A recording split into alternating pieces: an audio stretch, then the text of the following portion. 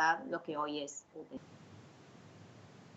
Eso sería el material que nos queda por ver, que ya la semana próxima va a estar disponible, porque como les digo, hoy ya terminamos con el módulo 3, de modo que en la semana o en lo que transcurra del día de hoy ya van a tener visible el módulo 4. Lo que van a encontrar también, supongo que ya lo habrán visto porque está activo ya desde la semana, es otro material complementario que agregamos, creo que se los comenté el sábado pasado, sobre el texto de Baldman, que es como un cuadro más para completar el contexto, ¿sí? En el que se detallan, son unas filminas de PowerPoint, donde se detallan por ahí muchas medidas de gobierno que quizás Baldman no... Buenos días, Sofía. Y quizás Baldman no menciona todas y que les puede llegar a servir por ahí para seguir armando este contexto más amplio de lo que es lo que son los dos gobiernos peronistas, ¿sí? Eso lo tienen en material complementario y lo que también, no sé si ya está visible, si no seguramente se va a hacer visible también en el transcurso del día, es otra carpetita que agregamos con, le pusimos actividades para reflexionar, ¿sí? En donde van a encontrar la actividad que hicimos de Romero y una actividad que quizás hagamos hoy o quizás no, depende de cómo se desarrolle la clase y de qué tiempo tengamos, ¿sí? Pero que tanto en el caso de Romero como en el caso de la actividad que seguramente les va a aparecer el cartelito porque está programada, pero bueno, ya veremos si la hacemos o no se preocupen ustedes. En el caso de esas dos actividades, son actividades que pensamos para trabajar en clase, como hicimos con la de Romero, o para que ustedes las trabajen en sus casas. Son actividades que no se van a evaluar, ¿sí? No son como las del primer cuatrimestre, no les vamos a dar una devolución tampoco por eso. Sí, sí les interesa. Y con la de Romero, por ejemplo, hicimos una devolución en clase, ¿sí? Hicimos la puesta en común en clase. Con esta de Romero, con esta de peronismo, perdón, la que se refiere al texto de Baldman, si llegamos a hacerla hoy, difícilmente lleguemos a hacer la puesta en común. En todo caso, si ustedes quieren reflexionar un poco más acerca de esa actividad, si quieren hacer algún comentario o que yo tenga algún tipo de devolución, lo podemos hacer en la clase de consulta, ¿sí? Pero la idea de estas actividades es para que ustedes puedan reflexionar un poco más sobre los textos. Son actividades que tienen algún fragmento para leer. Vieron que la de Romero tenían un fragmento para leer fuera del texto, ¿sí? de otro tipo de material, como para reflexionar un poco más, y son preguntas a desarrollar, también como para ejercitar un poquito más esta práctica de la escritura, que a algunos les trajo bastantes problemas en el primer examen, ¿sí? Eso también va a estar visible, pero como les digo, es material complementario, no es obligación hacerla, no hay que enviarlas, y tampoco van a recibir una corrección sobre eso, ¿sí? Es simplemente para darles más material a ustedes para el estudio. Bien, bueno, ya somos unos cuantos, no sé cuántos más se van a reunir esta mañana, que no da mucho para clase, así que vamos a arrancar nosotros, ¿sí? A ver, para recapitular un poco y que nos estemos todos en el mismo punto. Estábamos viendo el texto de Baldman. ¿Pudieron ya leerlo todos el texto? Espero que sí. Bueno. Si pudieron leerlo y tienen alguna duda, podemos plantearla también la clase de hoy. A ver, les dije que el texto de Baldman era un texto muy esquemático, por eso era bastante sencillo de leer, más allá de la cantidad de información por ahí que el texto tiene. Y como es tan esquemático, el texto está dividido en 4 fases. Recuerden que esas 4 fases que ustedes tienen que saber, ¿sí? Estúdiense las fases, porque en eso sí solemos preguntar en los exámenes. Por ahí características de una fase, de otra, y tienen que saber diferenciarlas. Son fases bien diferenciadas y no coinciden en los años con los gobiernos peronistas. Lo que hace Baldman es tomar como un todo los 2 primeros gobiernos peronistas y dividirlos en 4 fases, de acuerdo a la forma en que su forma de gobierno y el movimiento político en sí se ha ido transformando. Porque lo que Baldman nos plantea desde un comienzo es esta idea de que es un movimiento muy heterogéneo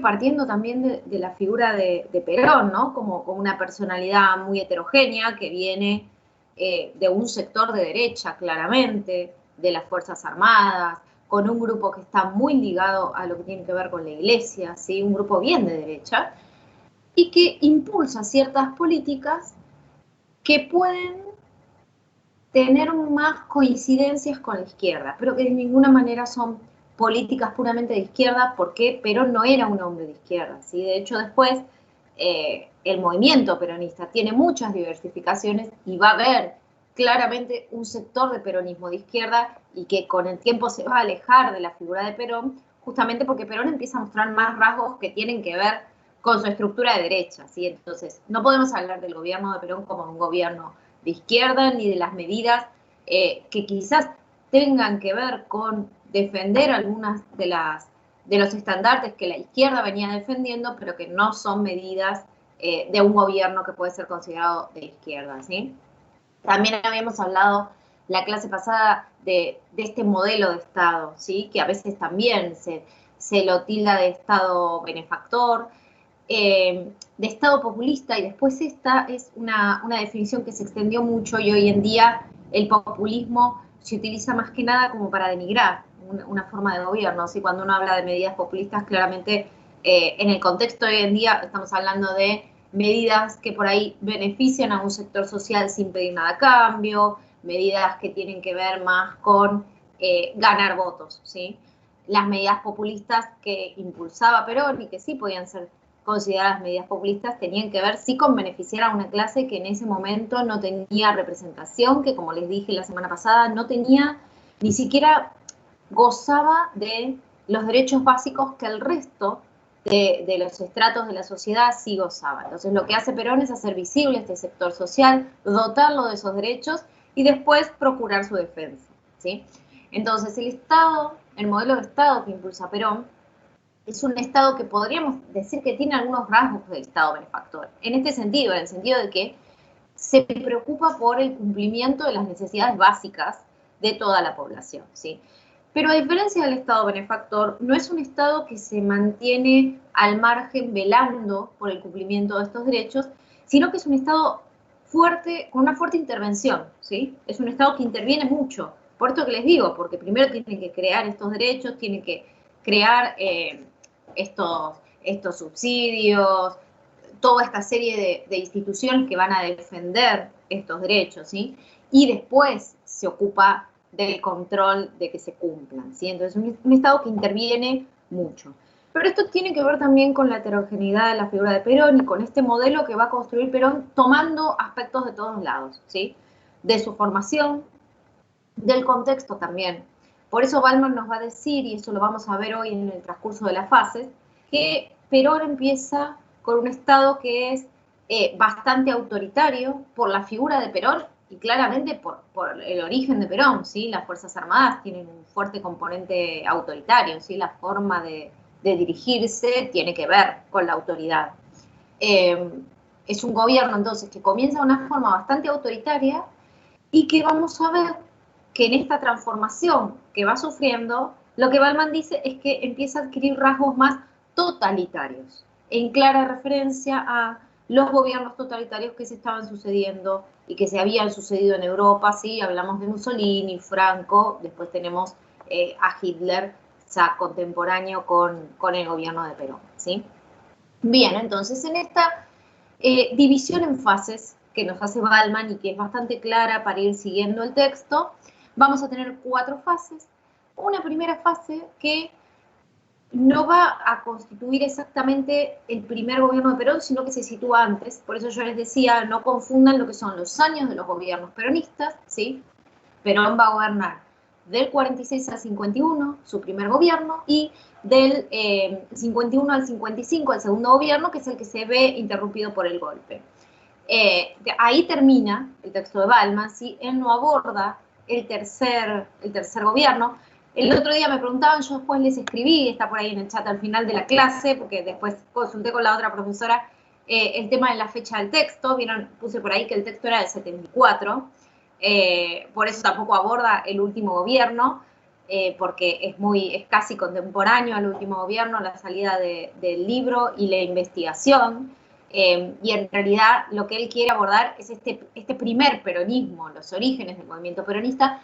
Claramente el tercer gobierno está muy alejado de lo que había sido el movimiento peronista, por eso ni siquiera lo considera en su análisis, ¿sí?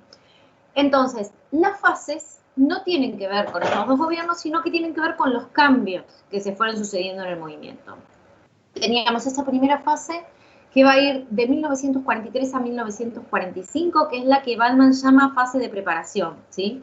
Esta fase en la cual él todavía no tiene un cargo, si bien tiene un cargo en la Secretaría de Trabajo, no es un cargo que resalte demasiado, no resalta demasiado en el escalafón de los cargos, ¿sí? Así como él no tenía un cargo militar muy importante.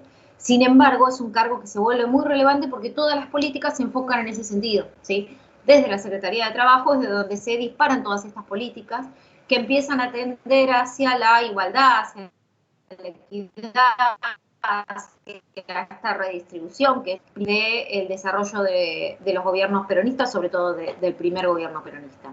Entonces, por eso se vuelve tan gravitante la figura de Perón, y eso es lo que empieza a generar toda una serie de resquemores en el resto de los militares y de las demás estratos de la sociedad que empiezan a ver como la clase considerada baja en ese momento, la clase trabajadora, la clase obrera, la que menos recursos tenía, los llamados desposeídos, son los que más beneficiados se ven por todas estas medidas, ¿sí? Esta es entonces la fase de preparación. La segunda fase, que es la fase que va del 46 al 49, y es la que terminamos de ver la semana pasada, es la fase más prolífera del movimiento peronista, es sí la que incluye casi en su totalidad el primer gobierno, es la fase en la que se ve todo este despliegue de lo que va a ser el aparato del gobierno peronista, ¿sí? Es la fase que quizás más se relaciona con la imagen que después queda del peronismo, porque es el momento en el cual van a tener todas las medidas de gobierno que se ligan con la imagen que quedó después del peronismo. Esto es la defensa de los derechos de los trabajadores, la suba de salarios, la creación de las obras sociales, ¿sí? Bueno, todo lo que vimos en detalle la semana pasada. No recuerdo si llegamos a ver el papel de Eva o lo dejé para esta semana. ¿Llegamos a hablar del papel de Eva? Porque en algunas comisiones Sí, lo hablé y otras. sí, profe, habló algo. Sí. Bueno, bien. No, sí, no. Bueno, vamos a retomarlo entonces, porque es sumamente importante para el desarrollo del texto de Baldman. Quizás lo mencioné y no lo desarrollé del todo. El papel de Eva Perón lo remarca mucho Baldman, y sobre todo en este periodo, porque yo siempre les digo, bueno, hay como una imagen de Eva muy romántica, esta imagen idealizada de la bandera de los humildes, ¿sí? Esta Eva que repartía juguetes, creo que lo hablamos eso. Pero también hay una gran fortaleza en Eva como figura política. De hecho, Eva y Perón, lo que nos va a plantear Baldman es que actúan como una dualidad política, ¿sí? Y tiene un gran peso la figura de Eva. ¿Por qué? Porque Perón descansa mucho en la figura de Eva, en el sentido de que hay muchas batallas a las que Eva les pone el cuerpo, ¿sí? Sabemos todo lo que tiene que ver con el trabajo con los humildes, y Eva es la encargada de ir en persona a los encuentros con estas personas, a la entrega de juguetes, a la entrega de casas, ¿sí? Con los niños, que son todas estas imágenes que tanto circulan de Eva. Pero también Eva tiene la fortaleza de entablar todas las peleas con lo que son los grupos sindicales, ¿sí? Eva es la encargada de discutir con los dirigentes sindicales. Eva es la encargada de organizar la plana mayor de todos los sindicatos. Recuerdan que yo les dije que no es que los sindicatos nacen con Perón, sino que vimos cuando estábamos hablando del texto de Romero cómo se empezaban a organizar los sindicatos, ¿sí? Sindicatos en el sentido originario de sindicatos, estos grupos de los mismos trabajadores que defienden sus derechos, ¿sí? Que empiezan a tener esta conciencia de clase. Eso ya empieza a ocurrir a principios de siglo, porque aparte es algo que viene de Europa, en donde la tradición obrera ya tenía una organización mucho más fuerte. Lo que ocurre con la llegada de Perón al poder es que aquellas áreas que no habían generado la organización de un sindicato sí lo hacen, y lo que hace es articular la función de los sindicatos con una estructura de gobierno, ¿sí? Vinculado también con lo que tiene que ver con las obras sociales, con el disfrute del tiempo libre, es decir, Perón articula el trabajo con los sindicatos. Ahora, en este trabajo de articulación, lo que hace Eva primero es ir ella en persona a discutir con los dirigentes sindicales. No era Perón el que lo hacía, era Eva, ¿sí? Y sustituir a aquellas cabecillas dentro de los sindicatos, es decir, aquellos dirigentes sindicales que no estaban del todo de acuerdo con el movimiento peronista, ¿sí? Y poner representantes de su partido en cada uno de los sindicatos. Esto le asegura, por supuesto, la lealtad a Perón de los sindicatos, ¿sí? Y terminar con cualquier reclamo que pudiera haber por fuera de las negociaciones que el gobierno hablaba con los sindicatos, ¿sí? Tiene que ver también con este control hacia otras formas de desarrollo de la política, que lo vimos en esta segunda etapa también, cómo empieza a haber cierto control sobre las políticas de gobierno, control sobre la justicia, hablamos de control sobre algunos medios, esto se empieza a hacer cada vez más evidente y se va a hacer del todo evidente. Entonces, el papel de Eva era fundamental, ¿sí? Porque es quien, bueno, todo lo que tiene que ver con la lucha feminista, el voto femenino, ¿sí? Todas esas son políticas que impulsa Eva. También le genera mucho conflicto, sobre todo con la clase alta, con la aristocracia y con la iglesia, ¿sí?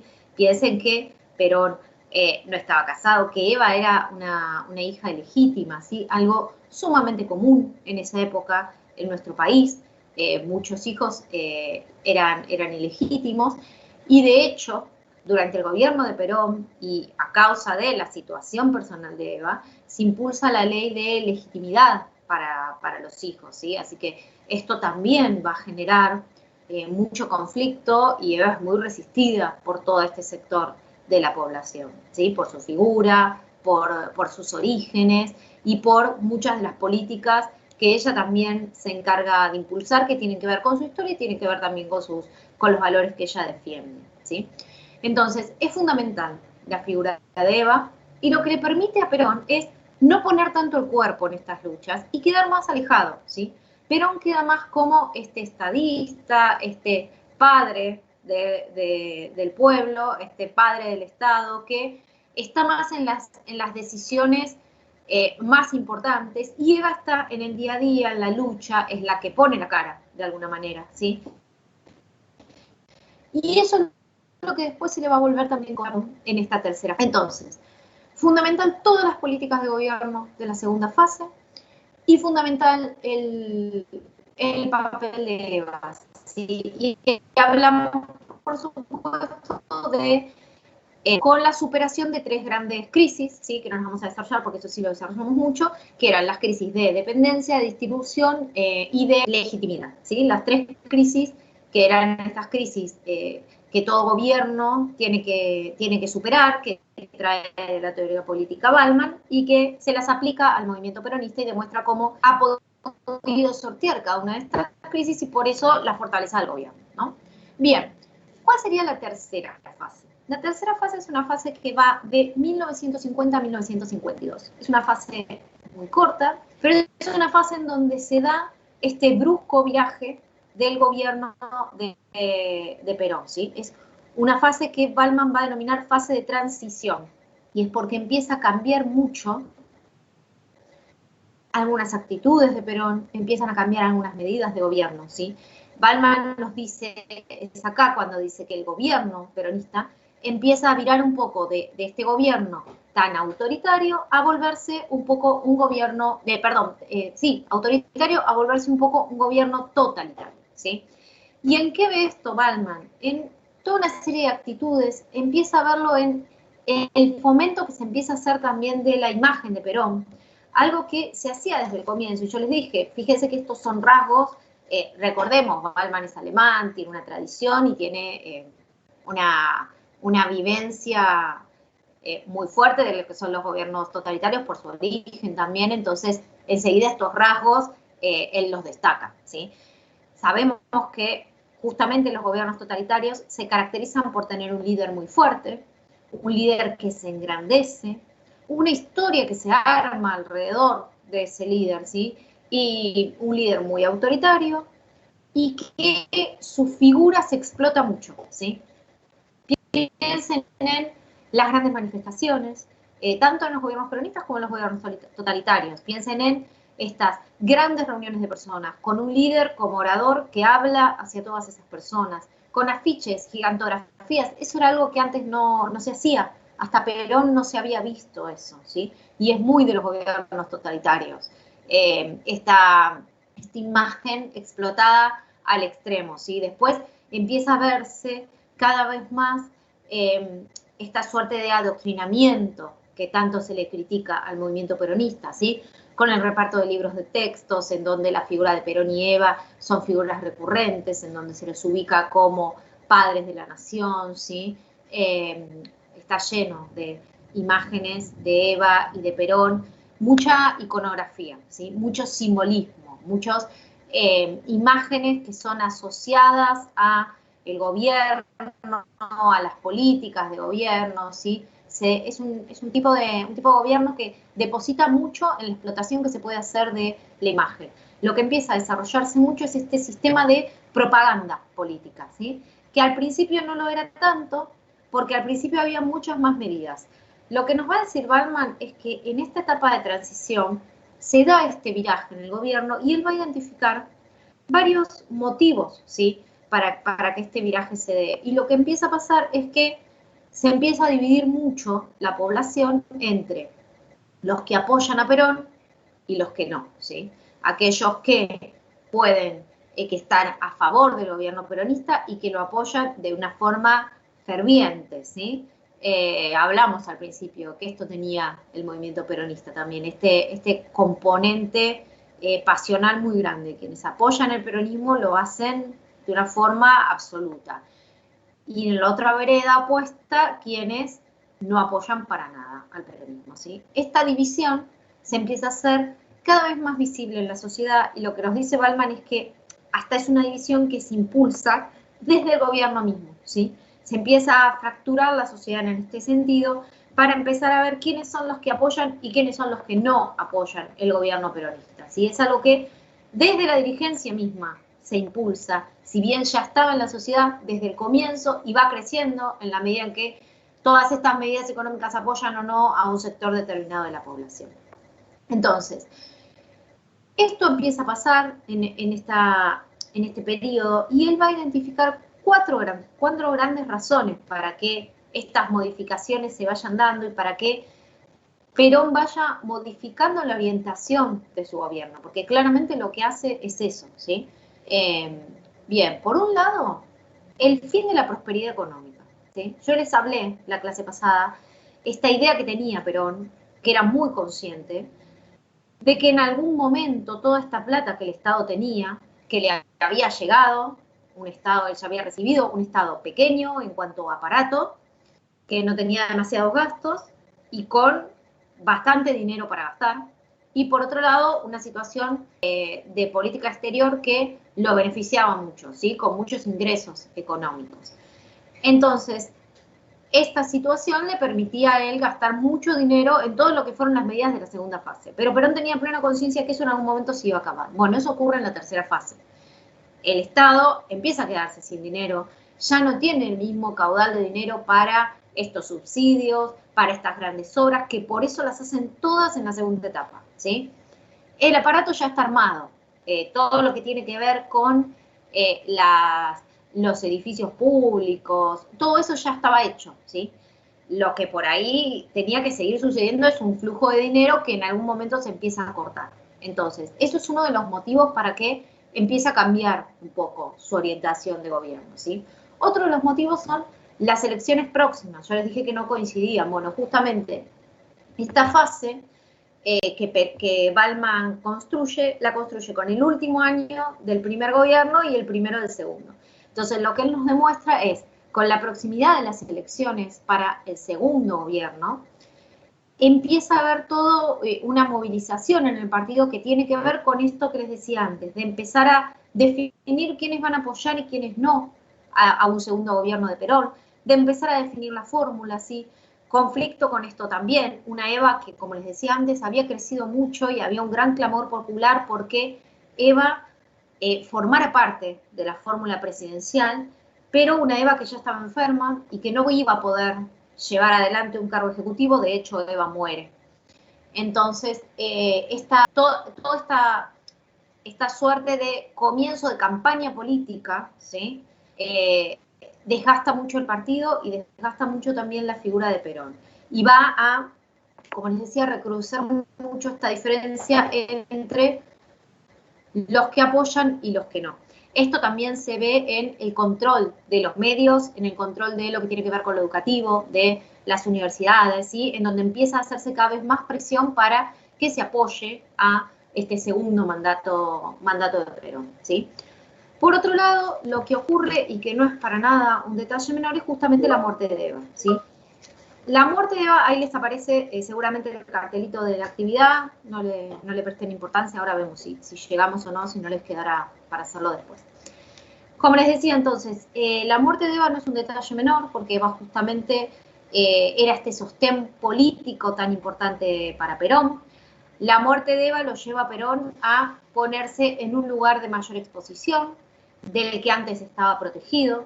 Perón era un líder muy carismático para hablar en las multitudes, pero no tenía esas características para el trato personal cara a cara, ¿sí?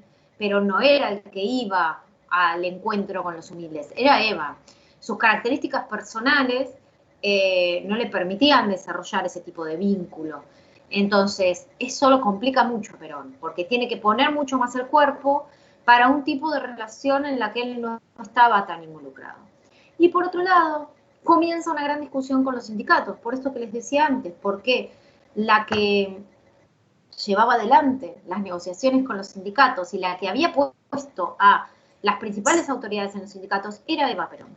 Entonces, la ausencia de Eva ya como figura de negociación y una situación que ya no era tan favorable para los trabajadores, ¿sí? En donde Perón empieza a tomar algunas medidas que se van a profundizar, sobre todo en la última etapa, en las cuales beneficia un poco más al sector empresarial y no tanto a los obreros, empieza a hacer que los sindicatos empiecen a desconocer un poco la figura de autoridad de Perón.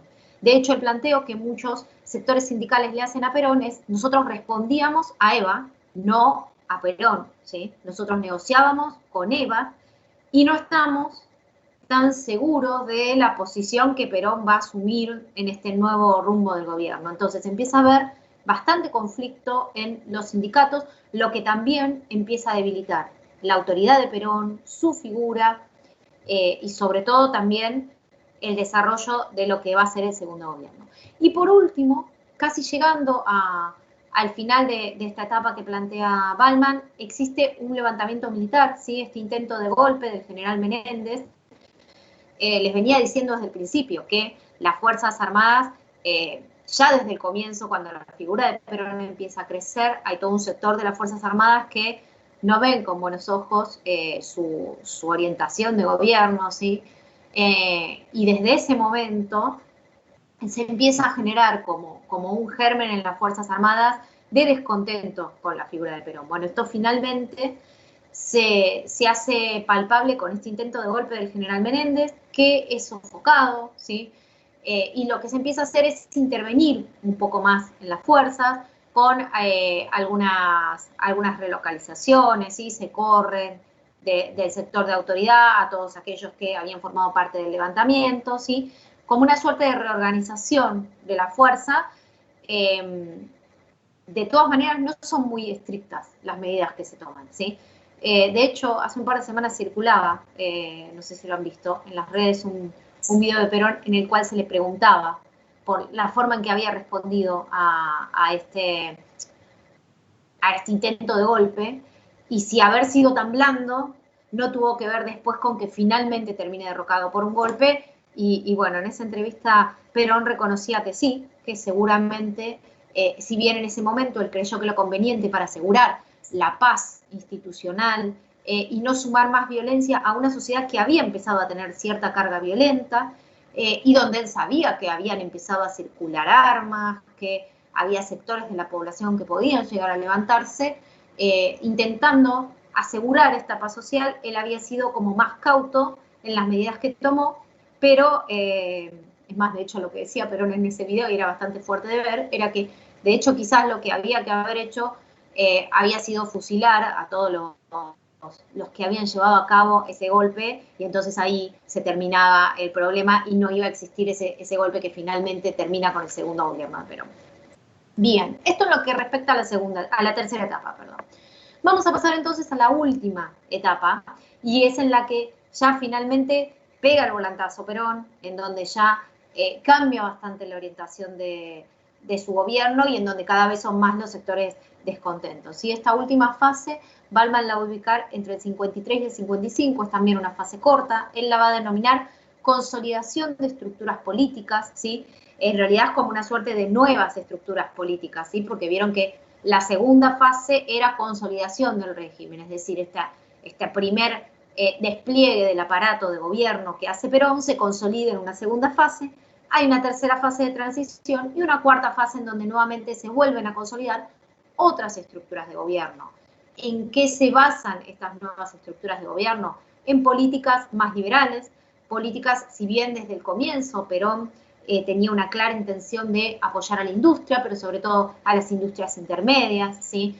Vieron que están, ahí lo tienen en los cuadros de bibliografía complementaria que les mencioné al principio, los planes económicos, los planes quinquenales, y toda esta suerte de apoyo a la industria nacional.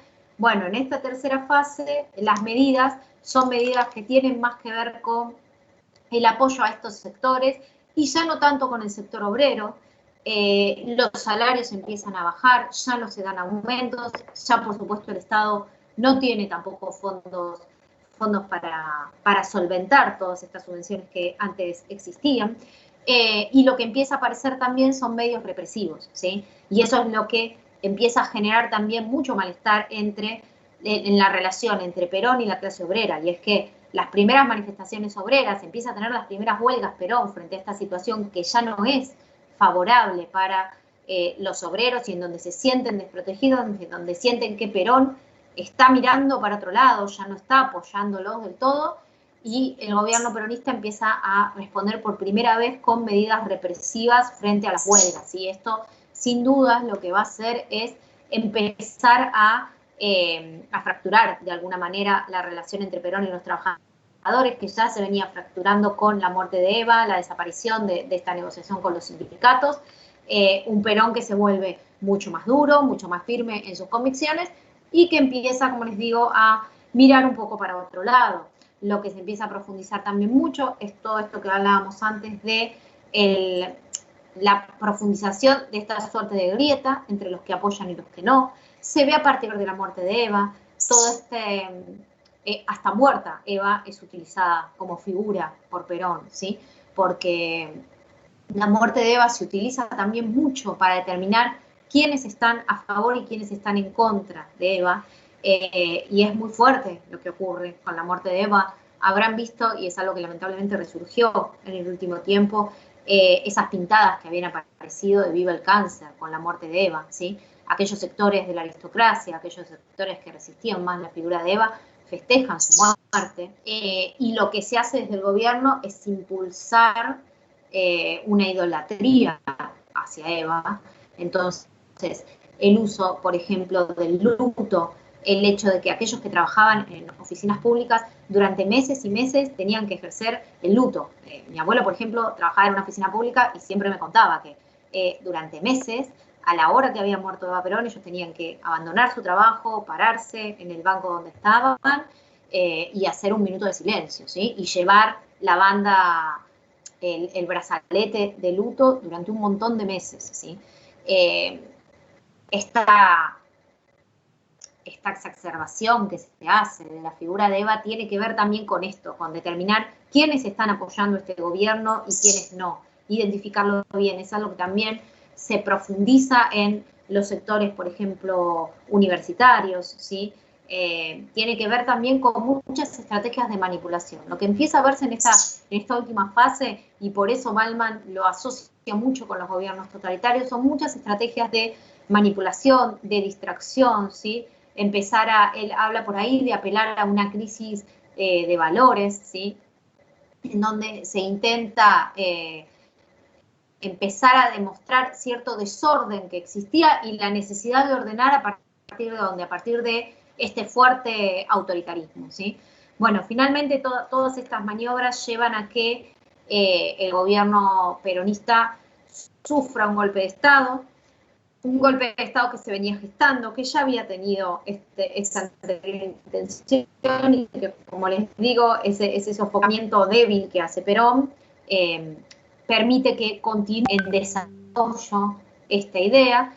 Y bueno, hay muchas teorías también acerca de por qué Perón se rinde hacia ese golpe, ¿sí?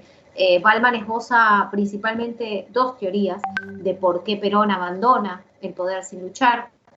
Lo que él va a decir es, por un lado, esto que yo les digo que decía Perón en ese video que circulaba hace unas semanas, ¿no? Evitar la lucha civil. Esta idea de que ya existían muchos grupos radicalizados en la sociedad, ya había una gran circulación de armas, entonces una carga de violencia que había empezado a ascender y quizás llamar, por ejemplo, o hacer una entrega masiva de armas para que defendieran la figura de Perón, podía llegar a provocar una guerra civil, que era lo que Perón decía quería evitar, ¿sí? Y por otro lado, también ese miedo que existía de que hubiera algún germen de revolución comunista en la sociedad, sobre todo pensando en lo que ocurría internacionalmente, ¿sí? Y que quizás esta oportunidad de entregar armas al pueblo para defender las políticas de gobierno podía fomentar aún más el desarrollo de estos grupos, ¿sí? Esas son básicamente las dos ideas, que son dos ideas que circulan mucho. También circula mucho la idea de que, en verdad, Perón estaba muy debilitado como figura política también. Todas estas medidas que se toman en los últimos tiempos, la falta de apoyo ya total de los sectores de los trabajadores, por ejemplo, lo había debilitado mucho a Perón políticamente, y eso se va a ver después también en el último gobierno de Perón, que, como les digo, Ballman no va a desarrollar, en donde claramente la figura de Perón es otra, él es otra persona, ¿sí?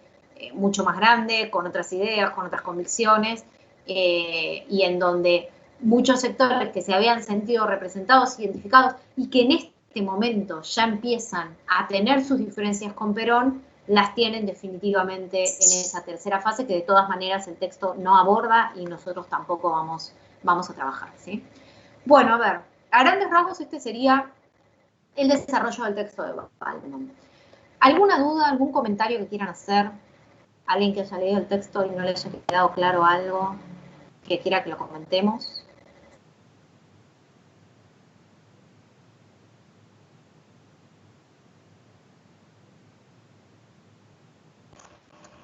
¿Podrías contarte cómo fue el tercer gobierno de Perón, aunque no sea un tema que vayamos a ver en profundidad? A ver, no es algo que vamos a desarrollar y no tengo bibliografía de apoyo para darlo. La verdad que no es algo que veamos nosotros.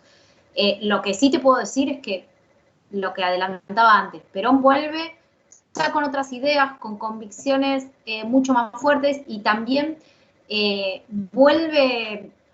plantea mucho esta división que hay dentro del peronismo, ¿sí? Que al principio no existía. Saben del recibimiento, imagino que habrán estudiado, lo habrán visto, el recibimiento de Seiza y esta lucha que se produce entre las facciones del peronismo. Lo que ocurre con el tercer gobierno de Perón, más allá también de la imagen de Isabel y de este Perón que ya está muy desdibujado, ¿sí? Otra política internacional, un Perón muy grande también, ¿sí? Con poca representatividad en la juventud, en una juventud que se había alejado bastante y que se había quedado también con estos primeros mandatos del gobierno peronista. Lo que ocurre con el movimiento peronista también es que se fractura mucho. A lo largo de estos dos gobiernos empiezan a ir quedando como ramificaciones del peronismo. Por eso yo les decía, surgen estas ramas de peronismo de izquierda que nada tienen que ver con las ideas de este último Perón, ¿sí? Entonces, lo que ocurre, y eso se ve en el recibimiento de Perón en Ezeiza, es esta lucha entre, a ver, quién va a estar adelante con Perón y las diferencias claras que hay, diferencias generacionales y sobre todo diferencias de ideas y de valores, ¿sí? Que Perón ya no representa tanto, ¿sí? Incluso se ve en estos dos gobiernos, en un principio, hay un total rechazo, por ejemplo, a todo lo que tiene que ver con los capitales extranjeros, sobre todo un gran rechazo a Estados Unidos, ¿sí? Y en la medida que van avanzando los dos gobiernos de Perón y en esa tercera fase en donde empieza a hacer la transición y en la cuarta, estas políticas que les digo que son más liberales, ya son abiertas a inversiones extranjeras, ya se ve con otros ojos el poderío de Estados Unidos, ¿sí? Algo que Perón en un principio había denostado y que de hecho es una de las banderas de ese primer peronismo de izquierda, ¿sí? Entonces, lo que pasa es eso también, que el tercer gobierno de Perón no tiene ese apoyo cabal que tenían los otros gobiernos, ¿sí? Porque la figura de gobierno de Perón ya no tiene esa representatividad, ¿sí? Y es un gobierno, por otro lado, muy corto, que se ve interrumpido por la muerte de Perón, ya una inestabilidad muy grande, unas Fuerzas Armadas que habían crecido mucho, una situación económica también muy apretada para la Argentina. No están de ninguna manera dadas las condiciones que estaban para el primer gobierno de Perón, sobre todo, que es el más representativo y es el que le da los valores después a lo que va a ser el movimiento peronista, ¿sí? Gracias. No, de nada, Joaquín. ¿Alguna otra consulta? ¿Alguna duda que quieran plantear? Piensen cuando lean el texto pensando en una evaluación, tener bien en claro estas 4 fases, ¿sí? Tener bien en claro, a ver, hay cosas que son fundamentales y les digo pensando en la manera en que nosotros solemos evaluar este texto. Tener en claro las 4 fases, tener en claro las 3 crisis, esas 3 crisis que tiene que atravesar el gobierno peronista y que sortea con éxito y lo vuelven un gobierno estable, ¿sí? La de legitimidad, distribución y dependencia son 3 crisis fundamentales. Y que nosotros solemos también evaluar bastante, y después las diferentes medidas que se van tomando a lo largo de las fases, ¿sí? Eso también es importante que lo tengan en cuenta. Profe, a mí me quedó una duda Sí, de la última fase, porque vio que sí, él aparece medios represivos, todo eso, que supongo que sería con ayuda del área militar.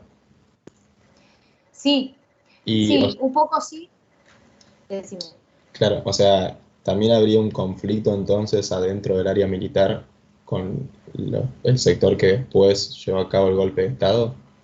Claro, exactamente, porque vos pensás que Perón cuando asume, no es que asume el golpe de Estado que lleva a Perón al poder, no dentro de este cargo de cargo ejecutivo, sino en ese cargo de la Secretaría de Trabajo, ese primer golpe de Estado lo efectúa un grupo de oficiales, no es que son todas las Fuerzas Armadas, es un grupo de oficiales determinado, que es el GOU, que es este grupo que era bien de derecha, que tenía relación con la Iglesia y que estaba bastante influido por las ideas de los gobiernos totalitarios.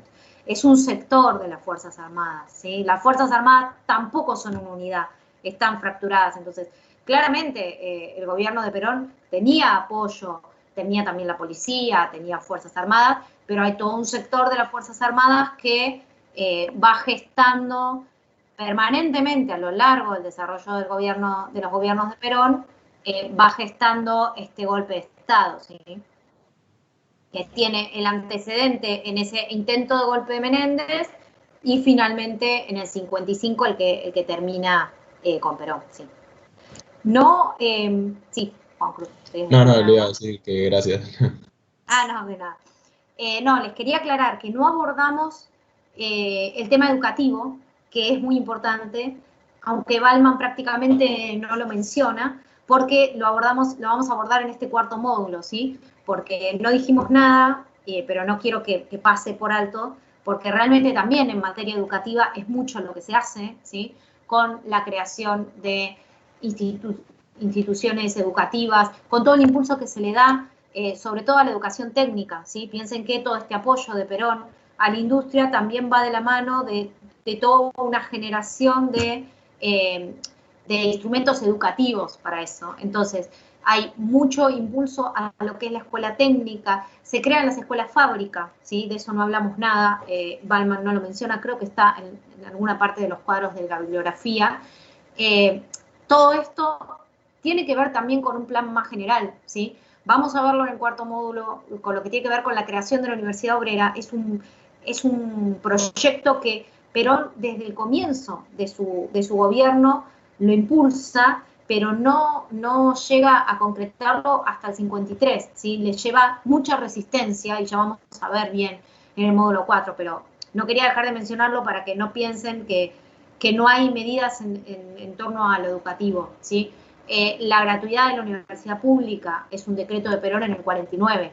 Hasta el gobierno de Perón, la universidad seguía siendo paga, y si bien muchos hacían un gran esfuerzo, sobre todo la clase media, ¿sí? Las clases trabajadoras no tenían posibilidad de ir a la universidad, las clases medias sí hacían un gran esfuerzo para poder llegar a la universidad, y fruto de eso es toda la tradición de la Unión Cívica, ¿sí? Que vimos comenzaba en el texto de Romero a desarrollarse, pero la universidad seguía siendo paga. Recién en el 49 Perón impulsa la gratuidad de la universidad, y junto con eso también intenta el proyecto de la Universidad Obrera, ¿sí? La creación de las escuelas fábricas, como les decía, esta posibilidad, muchos obreros ni siquiera habían hecho el primario, ¿sí? Entonces había escuelas fábrica, en las fábricas funcionaban escuelas que a contraturno del horario laboral los obreros podían completar su educación primaria y secundaria, ¿sí? Entonces, el impulso que se le da a la educación también es muy grande, si bien Ballman no lo representa en su texto, pero lo vamos a ver bien en el módulo 4 cuando veamos la creación de la Universidad Obrera. Quería simplemente mencionárselos para que no pase como un área en la que, ya que hablamos de todo lo que se hizo en salud, todo lo que se hizo en materia de diversión, de esparcimiento, de tiempo libre, por supuesto mejoras de salario, y también hay un gran desarrollo de lo educativo. Por supuesto, esto nosotros lo hablamos siempre en la materia, este año por ahí la forma en que la damos no está tan articulado. Siempre los proyectos de gobierno, la importancia de tener un proyecto de gobierno, tiene que ver con que todas las áreas estén interrelacionadas. Entonces, si yo voy a impulsar un sector como la industria, tengo que tener un andamiaje educativo que me permita después brindarle trabajadores a esa industria. Por eso el gran impulso que se da a la educación técnica durante el periodo peronista, ¿sí? Porque todo este impulso de la industria requiere una preparación previa, ¿sí? Entonces hay un gran desarrollo de las escuelas técnicas, que después, si seguimos en la historia, vamos a ver que en los periodos en que la industria nacional empieza a caer, el impulso y el apoyo a la educación técnica también lo hace, ¿sí? Hasta llegar a un momento en que nuestra educación técnica se vio bastante sofocada, ¿sí? Y hemos visto en los últimos años intentos de reflotar ese sector educativo, pero que requieren claramente de un apoyo también del sector económico, porque si no tenemos después dónde volcar todos esos egresados, no tiene demasiado sentido. Con esto tiene que ver un proyecto de gobierno, ¿sí? Bien, ¿alguna otra consulta? Yo por ahí un aporte sobre lo que habíamos preguntado hace poco. O sea, ¿qué ocurre con los militares? Ay, justo está ahí todo ladrando. Bueno, después en el 62 aproximadamente, los militares se enfrentaron entre ellos porque algunos querían que vuelva el peronismo y otros que no. Nada, bueno, ya está. Está opinando ahí alguien. Claro, esto es lo que decía yo de estas fracturas que existen. El movimiento peronista se fractura mucho y tiene adeptos, y aparte es algo que, como les decía, no es algo que solo se da en la sociedad, que empiezan a surgir quienes apoyan y quienes no al peronismo, sino que es algo que se da desde la misma dirigencia, ¿sí? Para hacerse más fuerte, el peronismo impulsa esta separación entre los que apoyan y los que no. Y a eso hay que sumarle toda la heterogeneidad del movimiento en sí. Esto que les decía yo, esta figura tan controversial de Perón, y toda esta idea de que Perón tenga muchos elementos de derecha que en algún momento intentaron taparse, intentaron a ver, presentar el gobierno de Perón como un gobierno de izquierda cuando claramente es un gobierno de derecha. Perón es un hombre de derecha, tiene formación de derecha, tiene ejercicio en la derecha. No podemos asociar a Perón con la izquierda. Sí, algunas medidas pueden asociarse con la defensa, pero eso es lo que termina fracturando la relación de Perón con los trabajadores, ¿sí? Que en definitiva los intereses después terminan siendo otros, ¿sí? Bien. A ver, queda por ahí la actividad, claramente no tenemos tiempo para realizarla, pero como les decía, esa actividad, de todas formas, ustedes, para hacerla acá, si quieren hacerla en la plataforma, está abierta desde que les apareció el cartelito y va a quedar abierta durante todo el fin de semana. Si no quieren hacerla en la plataforma, yo no es que si la hacen en la plataforma la puedo leer, ¿sí? Y por ahí, si quieren, podemos conversar algo en la clase de repaso, pero no voy a hacer una devolución sobre eso, no se las voy a corregir, ¿sí? No tiene una nota esa actividad. Si no, también van a tenerla como material complementario junto con la actividad de Romero, como les dije, en esa carpeta que hicimos de actividades. La actividad que les apareció tiene que ver con leer un pequeño fragmento en donde se hace más que nada una caracterización de aquellas masas que llegaron a apoyo de Perón, ¿sí? Recuerdan cuando hablamos de la manifestación del 45, de ese 17 de octubre, a partir de ahí, esa gran masa de trabajadores que empieza a apoyar a Perón y cómo son vistos por el resto de la sociedad. Es un fragmento más literario, como pasó con lo que vieron en el trabajo práctico de Romero, y la idea, había dos pequeñas preguntas que pensaran, bueno, ¿qué sector de la población apoya al gobierno de Perón y por qué? Es como un poco para reflexionar más sobre quiénes apoyaban al gobierno peronista y cómo ha cambiado la sociedad, ¿sí? Tiene que ver también con la forma en que nosotros evaluamos, con aquellos puntos que a nosotros nos parecen interesantes. Venimos hablando desde el texto de Romero de cómo se ha ido transformando la sociedad argentina a lo largo de la sucesión de estos gobiernos. Entonces, bueno, es un poco seguir profundizando eso. ¿Qué otros cambios se van dando en la sociedad? ¿Sí? Es una actividad, como les digo, para reflexionar, que les puede servir o no, dependerá de cada uno si siente que tiene más necesidad de tener una consigna clara para sentarse a escribir y que eso les sirva más para estudiar a la hora del examen. Pero es simplemente para eso. Así que quien la quiera hacer, está abierta la actividad. Si no, la ven después, cuando estudien para el examen, en el aula virtual, ¿sí? Bien. Con esto entonces cerramos lo que tiene que ver con el módulo 3, con los grandes periodos de gobierno, con estos grandes modelos de gobierno, estos dos grandes proyectos que elegimos desarrollar en la cursada de este año. Y la clase próxima entonces lo que vamos a hacer es trabajar con la Universidad Obrera. Van a tener para eso dos textos del profesor Silva que van a estar visibles seguramente en el transcurso de la semana, así que si los pueden leer, mejor, así podemos hacer la clase un poco más participativa y pueden plantear también sus dudas, ¿sí? Bien, ¿algún otro comentario que quieran hacer? Si no, nos voy a dejar hasta la semana próxima.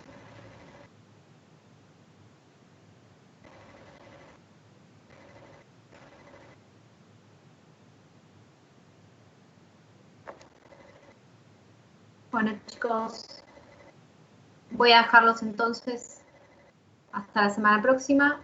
Que tengan buen fin de semana. Nos estamos viendo.